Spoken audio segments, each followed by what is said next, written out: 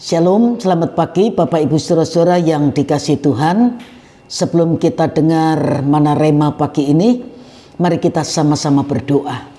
Bapa, mengucap syukur buat kesempatan kami boleh kembali mendengar kebenaran firman-Mu yang menolong kami untuk kami bisa menjalani kehidupan ini lebih baik lagi, menjadi berkat untuk kemuliaan nama Tuhan. Urapi hamba-Mu dan urapi kami semua yang mendengar, biar kebenaran firman-Mu menjadi rema yang mereka tangkap untuk mereka lakukan bagi kemuliaan nama Tuhan. Dalam nama Tuhan Yesus, haleluya, amin.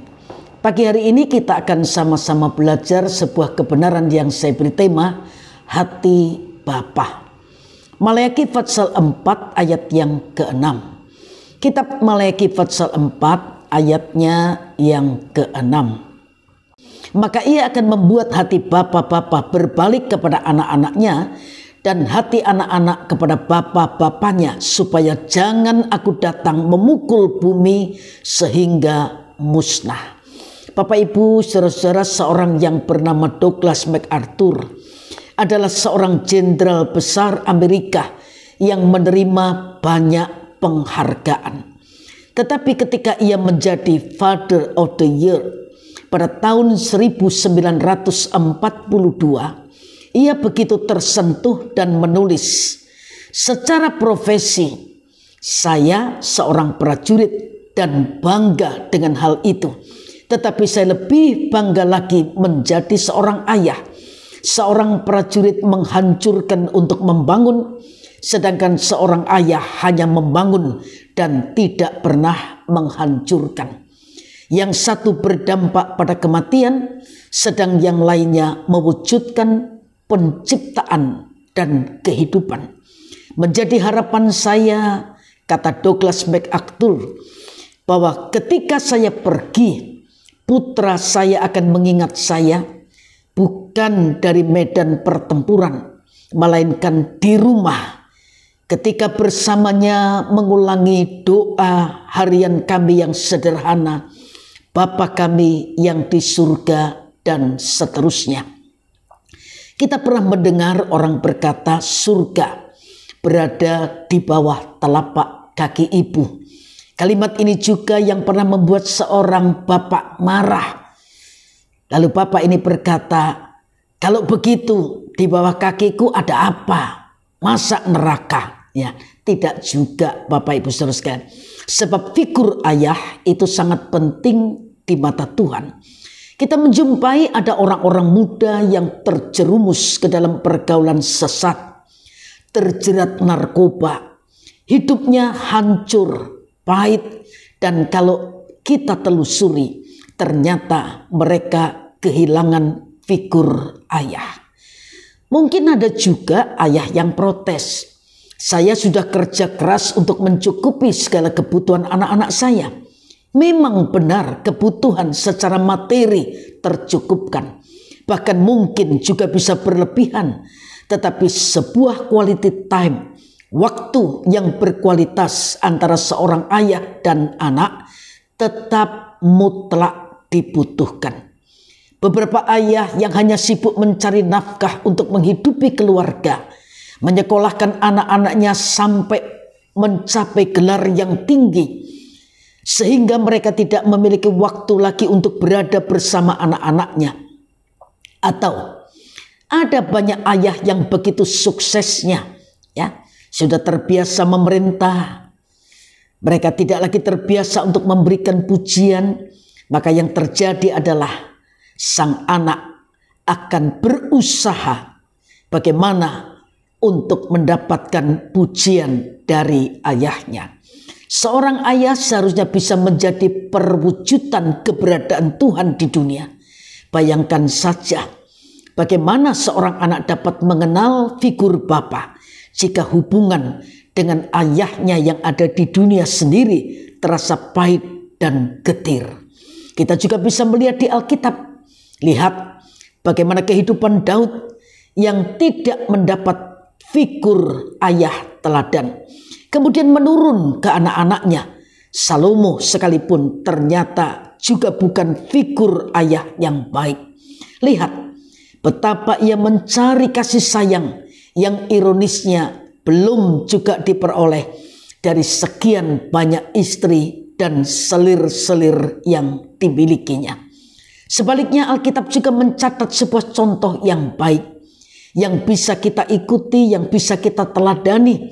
Kalau kita membaca kisah Zebedius, seorang nelayan saja, meski tidak dijelaskan secara rinci bagaimana Zebedius itu membesarkan, mendidik anak-anaknya, tapi dari respon cepat anak-anaknya ketika Tuhan Yesus memanggil mereka dan kerelaannya untuk melepaskan anak-anaknya pergi bersama Tuhan Yesus dengan risiko belum tentu mereka bisa berjumpa lagi dengan mereka. Nah, kita bisa merasakan dan kita bisa melihat buah yang dihasilkan, betapa hebatnya Zebedius mendidik anak-anaknya dari kecil. Simon orang Kirene yang dipaksa untuk memikul salib Tuhan Yesus, kita bisa membaca dalam Roma 16 ayat yang ke-13. Roma 16 ayat yang ke-13. Salam kepada Rufus orang pilihan dalam Tuhan, dan salam kepada ibunya yang bagiku adalah juga ibu. Bapak Ibu saudara yang dikasih Tuhan, kalau kita membaca, Rufus ini dan Alexander adalah putra dari Simon orang Kirene. Dikatakan orang pilihan, mereka adalah orang pilihan dalam Tuhan. Dan salam juga kepada ibunya, berarti istrinya Simon orang Kirene, yang diakui oleh Rasul Paulus yang bagiku adalah juga ibu. Dari ayat ini kita bisa melihat Bapak Ibu saudara sekalian, tidak semua orang mau mengakui orang lain seperti ibunya kalau hidupnya tidak menjadi berkat. Jadi Simon dan istrinya adalah orang tua yang baik, yang berhasil mendidik anak, menjadi teladan bagi anak-anaknya sehingga mereka mau melayani Tuhan. Kita lihat satu contoh lagi, seorang yang bernama Obed Edom. Ketika Obed Edom menjadi orang tua yang tahu menghargai hadirat Tuhan, kita lihat generasi berikutnya, Alkitab mengakui mereka adalah pahlawan-pahlawan yang gagah perkasa. Saya yakin meskipun tidak kita ucapkan, setiap kita memiliki kerinduan untuk generasi berikutnya, anak-anak, cucu-cucu kita, cicit-cicit kita menjadi pahlawan-pahlawan yang gagah perkasa, yang bisa dibanggakan oleh Tuhan.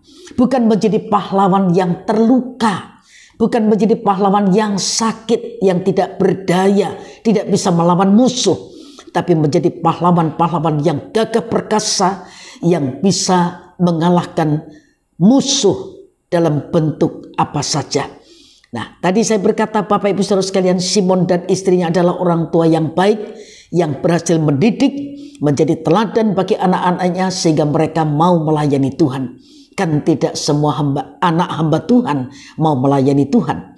Karena anak-anak yang tidak mendapat waktu dari orang tuanya, tidak melihat keteladanan yang baik dari orang tuanya, tidak akan mau menyerahkan dirinya untuk melayani Tuhan. Tuhan memberkati Bapak Ibu saudara sekalian, biar kebenaran ini menjadi perenungan kita. Sudahkah kita menjadi orang tua yang menjadi berkat, yang mencetak generasi berikutnya menjadi keturunan-keturunan ilahi yang diberkati dan dipakai oleh Tuhan. Tuhan memberkati Bapak Ibu saudara sekalian, dan mari kita berdoa. Bapa, bersyukur buat kebenaran firman yang kami dengar pagi ini. Kami jauh dari sempurna, tapi biar Roh-Mu yang kudus, penolong yang Tuhan berikan itu, memampukan kami untuk menjadi pelaku firman, sehingga hidup kami menjadi berkat. Kehadiran sebagai orang tua menjadi cerminan kasih Bapa yang luar biasa yang ada di sorga. Tuhan tolong memberkati keluarga kami, pekerjaan kami, dan biar sepanjang hari ini Kami ada dalam hadirat dan anugerah daripada Tuhan, sehingga hidup ini lebih menyenangkan hati Tuhan. Terima kasih Tuhan, dalam nama Tuhan Yesus Kristus kami sudah berdoa. Haleluya, amin.